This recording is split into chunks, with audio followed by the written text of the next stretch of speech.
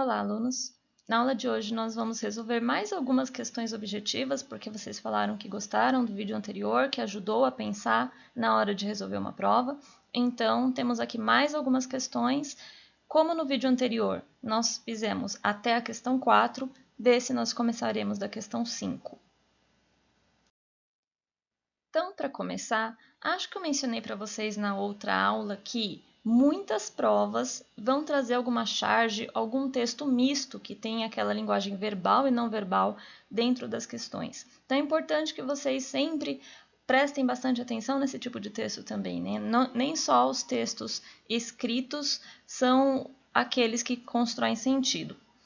E aí, aqui nós temos uma charge, o texto está meio difícil de entender no próprio desenho, então tem a reprodução dele do lado. E aí nós temos o personagem falando: lutei toda uma vida contra tudo e contra todos. Batalhei, caí, levantei, criei filhos e família. Heroicamente, denodadamente, como um mártir. Agora ficam me cobrando. Paga imposto de renda, paga taxa, paga ICM, corro para lá, olha a fiscal me cobrando. Não pago, não pago, não pago, não pago, não pago. E este aí é o famoso herói cobrado retumbante. Então, essa é a ideia, né? Nós vemos a expressão dele, o cara bastante inflamado ao fazer o seu discurso. Vamos ver a questão sobre essa charge. Então, a pergunta fala assim: a charge de Ziraldo foi publicada na década de 1970 e, apesar da diferença histórico-cultural com o contexto atual, é possível apreender seu efeito de humor. A expressão responsável pela construção do humor no texto é.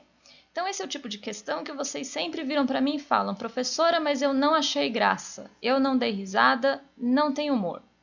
E aí eu respondo: mas não é uma questão de dar risada alto, não é uma piadinha fácil de entender, um meme da internet. A ideia aqui é uma intenção do autor de usar a linguagem de forma diferente para não só passar uma informação, mas despertar ali uma reflexão, te fazer perceber um trocadilho, perceber alguma coisa que sai da rotina de um texto comum. Isso é o que ele chama de construção do humor. E você tem que identificar isso no texto. Então, onde é que aparece alguma forma de linguagem que traz uma piadinha, que traz um trocadilho, que traz algo que é diferente do texto comum? Então, a alternativa A, ele fala não pago, repetida exaustivamente pela personagem com o intuito de criar dessa forma um eufemismo. Bom, primeira coisa, nós estudamos que eufemismo é aquela figura de linguagem que trata de suavizar um termo, né? Tornar uma notícia mais acessível, mais palatável, mais fácil de lidar. E aquela repetição do não pago, né? Ele fala 5 vezes com uma dramaticidade, um discurso inflamado, é justamente o oposto disso, né? Ele carrega mais drama do que deixa mais simples. Então, não só essa alternativa não está certa, como ela também não gera graça no texto, né? Não é ela que é um uso diferente da linguagem, alguma coisa assim. Alternativa B. Contra tudo e contra todos, passagem generalizante e imprópria ao contexto humorístico, trata-se de uma ironia. Não, o contra tudo e contra todos ali não é uma ironia, ele está usando do jeito normal e não precisava ser fora do contexto humorístico. É que ali não tinha graça essa frase, mas ele poderia transformar isso em algo engraçado. É que não foi o que aconteceu ali. Pague ICM, corro para lá, olha o fiscal me cobrando. Passagem composta por verbos que se contradizem, formando, portanto, um paradoxo. São verbos de fato, né? O verbo pagar, o verbo correr, o verbo olhar e o verbo cobrar aqui, mas não tem contradição entre eles. Eles, na verdade, formam uma sequência que você entende, né? A correria do dia a dia de pagar um monte de coisa com o fiscal olhando para você toda hora. Então, não é uma contradição, não é um paradoxo, e isso também não é o que gera humor no texto. Então, essa alternativa também não serve. Alternativa D. Herói cobrado retumbante, devido à sua semelhança sonora com o conhecido verso do hino nacional brasileiro, configurando uma paranomásia. Na verdade, esse aqui está bem certinho, né? Ele termina com essa frase que te faz pensar. Bom, no hino nacional ele define o brasileiro de certa forma, falando, né, que é o herói de brado retumbante. Então aqui, cobrado retumbante faz uma referência a esse verso, definindo que o nosso herói nacional é esse que é sempre cobrado. de forma bastante incisiva. Então, é essa a graça do texto, né? A graça de fazer você associar uma ideia com outra e perceber que não é do jeito que devia ser, né? Nós não deveríamos passar por esse tipo de situação. Então, a alternativa D tem essa intenção de humor no texto. E só para descartar a E, heroicamente, denodadamente, como mártir, expressões usadas para atingir a autoestima da personagem, trata-se de uma preterição. Na verdade, isso aqui aparece no texto, mas não é o que gera humor, né? Ele ser um mártir, ele ser visto como um herói que é injustiçado, é lamentável, não é humorístico. Então, a única que realmente faz um uso de linguagem que tem uma função específica é essa alternativa D, portanto, ela está correta. Essa próxima questão tem um texto antes, que é um texto bastante interessante, porque ele vai definir um termo que vocês usam constantemente, que é a palavra idiota. Então, ele fala assim: a palavra idiota tem sua origem no grego antigo idiotes, que significava homem privado da vida pública, que não vive a política, que não participa das coisas públicas. Enquanto o homem livre era aquele que participava ativamente da polis, da vida em sociedade, do público, porque vivia a política, o escravizado estava na vida privada, vivia limitado ao mundo privado, era um idiota porque não tinha acesso à vida pública.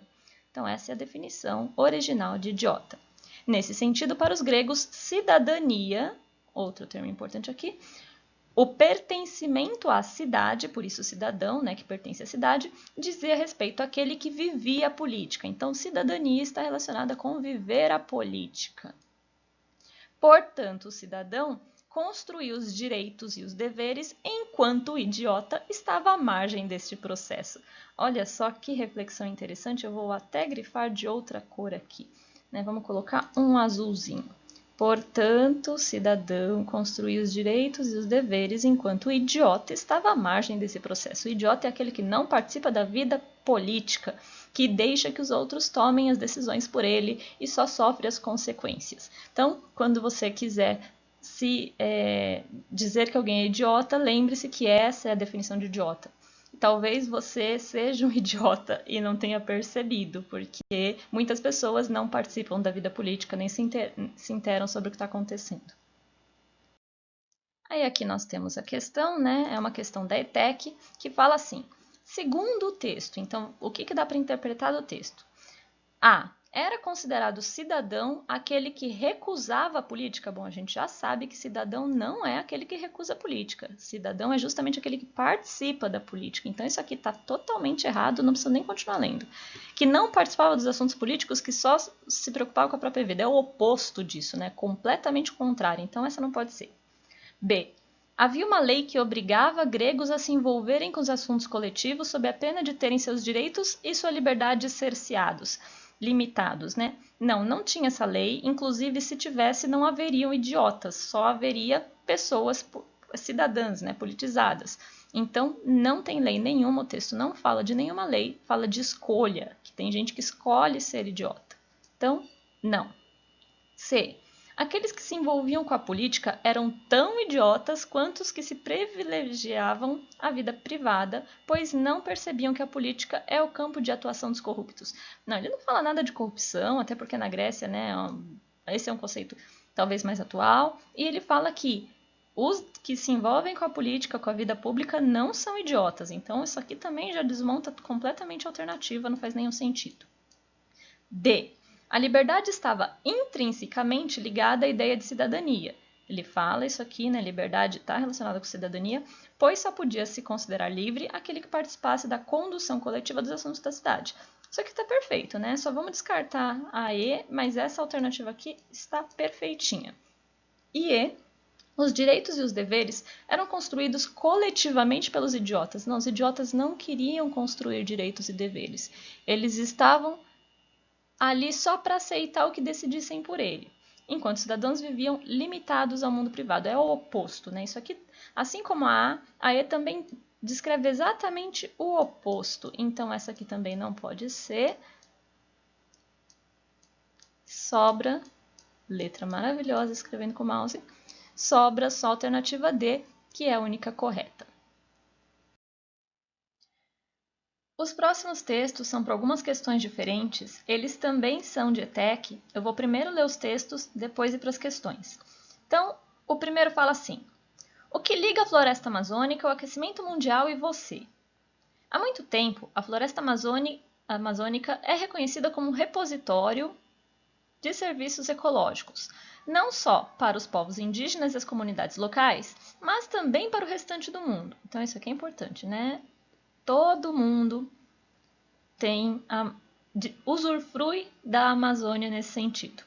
Além disso, de todas as florestas tropicais do mundo, a Amazônia é a única que ainda está conservada, isso aqui também é importante, em termos de tamanho e de diversidade. No entanto, à medida que as florestas são queimadas ou retiradas e o processo de aquecimento global é intensificado, o desmatamento da Amazônia gradualmente desmonta os frágeis processos ecológicos que levaram anos para serem construídos e refinados. Então, isso aqui acontece devido a desmatamento, a queimada, né, aquecimento global.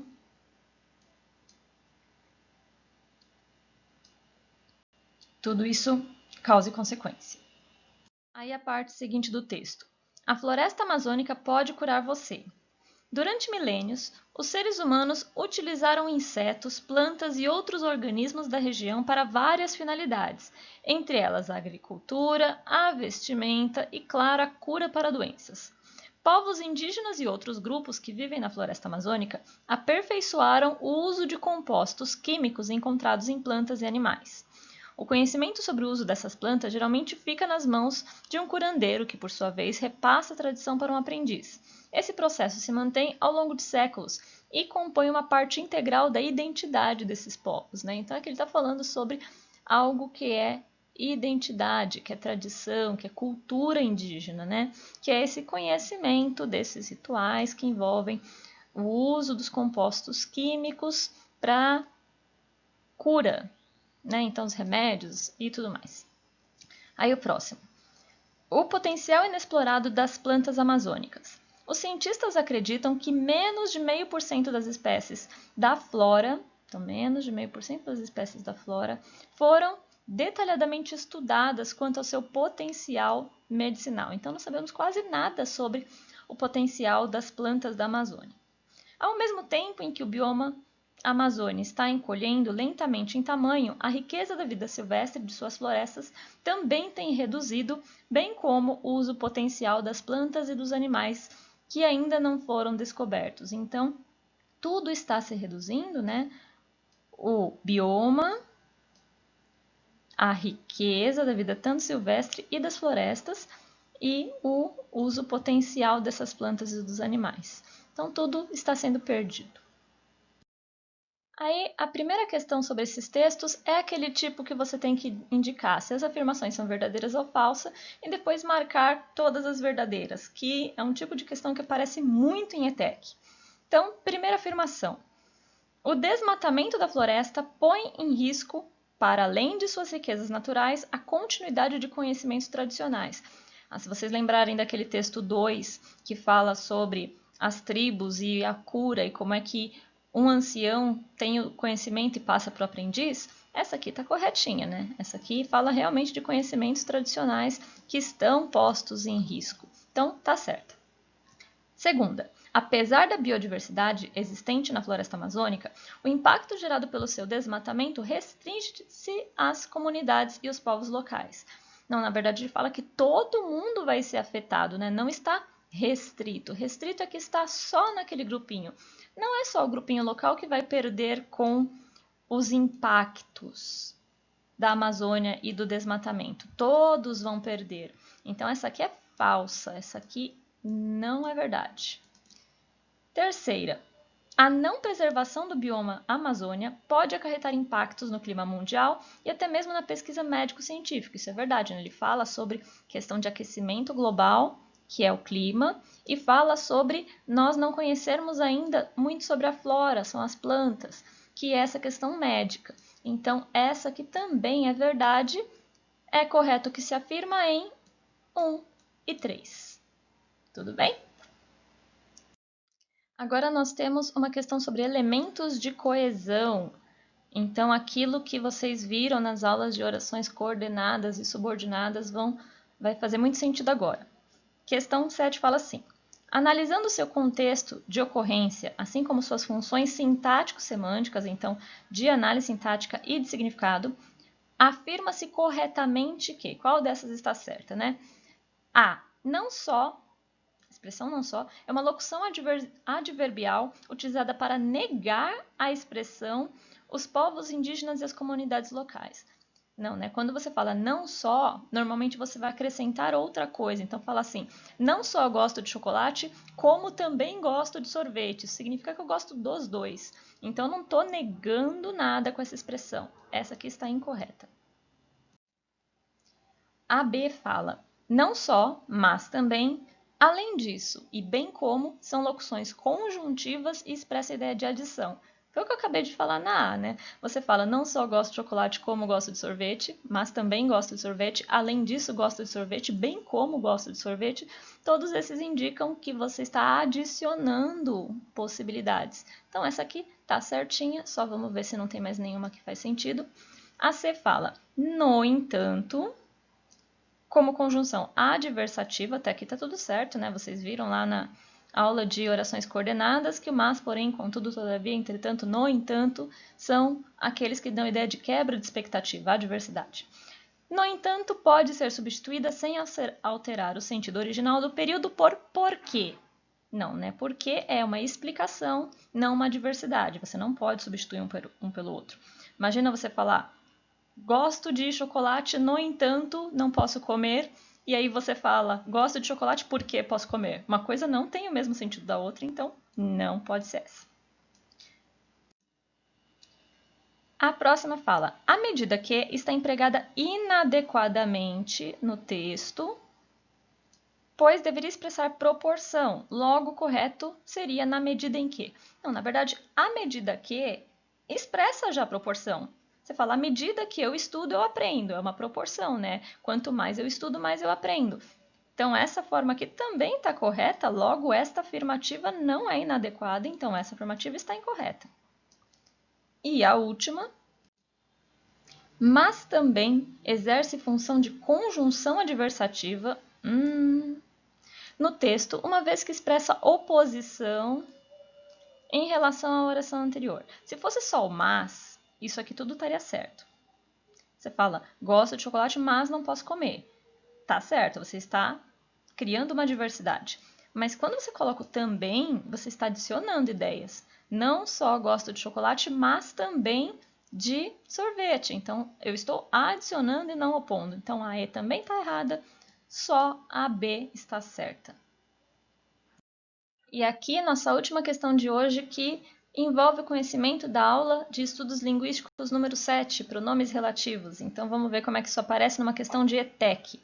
Ele fala assim, antecedente é a palavra empregada pela gramática tradicional para identificar o termo ao qual o pronome relativo se refere em uma oração. Então, falei para vocês, né, que o pronome relativo normalmente retoma algo que já apareceu para não ter que repetir. Ele fala, assinale a alternativa cujo antecedente do pronome está corretamente destacado. Você vai ver um pronome e vai identificar qual termo que ele se refere, se é o correto. Então, primeira, A. O desmatamento da Amazônia gradualmente desmonta os frágeis processos ecológicos que levaram anos para serem construídos e refinados. Qual o pronome relativo? É o que, né? E ele quer saber se esse termo em destaque é o que se faz referência. E é ele sim. Quando você fala desmatamento da Amazônia gradualmente desmonta os frágeis processos ecológicos. Aí, se você quisesse quebrar em duas frases, você teria que falar os frágeis processos ecológicos levaram anos para serem construídos e refinados. Isso aqui teria que aparecer duas vezes. Para eu não ter que dizer duas vezes, eu coloco o que no lugar. Então, essa aqui está perfeita, só vamos olhar as outras e ver por que elas não podem ser. B. O conhecimento sobre o uso dessas plantas geralmente fica nas mãos de um curandeiro que, o que é o pronome, que por sua vez repassa a tradição para um aprendiz.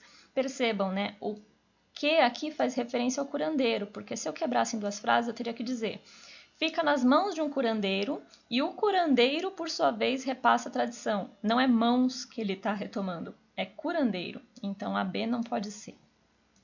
Errada. Na C é a mesma coisa, né? Além disso, de todas as florestas tropicais do mundo, a Amazônia é a única que ainda está conservada. Se eu tivesse que repetir, eu falaria: a Amazônia é a única que ainda está conservada. Então, que retoma única, não mundo. Logo, a C também está errada. Nós temos aqui na E, ao mesmo tempo, na D. Os cientistas acreditam que menos de 0,5% das espécies da flora foram detalhadamente estudados. Este que